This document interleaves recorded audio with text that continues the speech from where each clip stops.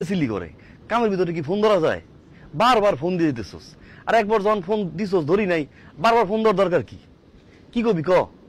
ভাইয়া রে, ভাইয়া আম্মা তো আর নাই। ভাইয়া আম্মা শেষবারের মতো তোর সাথে একটু কথা কইতে চাইছিল, কিন্তু তুই তো আর মনটাই ধরলি না।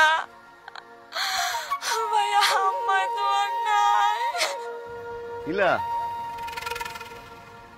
কি উল্টো পাল্টা কথা কইতেছস?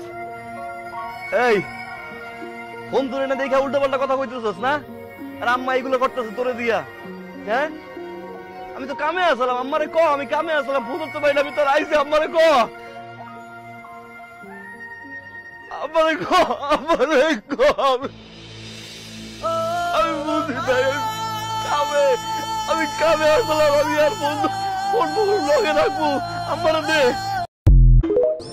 মা একটা কল দাও মা, মা আমি সঙ্গে সঙ্গে রিসিভ করবো, আমি আর কোন ফোটো কাটবো না, আমি আর কোনো দিন কোনো ফোন কাটবো না মা। একটা বার আমার ফোন দাও মা, আমার একটা নাম্বারে ফোন দাও মা।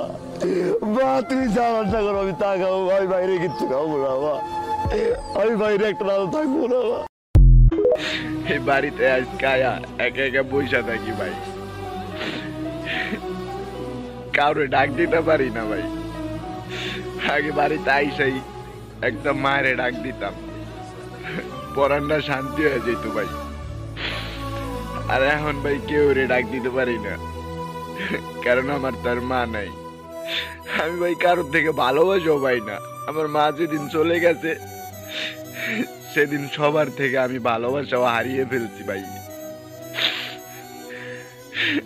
এই যে বাড়িতে এইসব বসে থাকি, রাত্রে খাই বা না খাই কেউ একবার বলো না যে খাইছিস কি না, কোথায় খাই কি করি কেউই জানতে পারে না। তাহলে এইটাই কি আমার দুনিয়া ভাই? আল্লাহর কাছে এতবার বলতেছি, আল্লাহ তুমি আমার দুনিয়ার থেকে নিয়ে যাও আল্লাহ।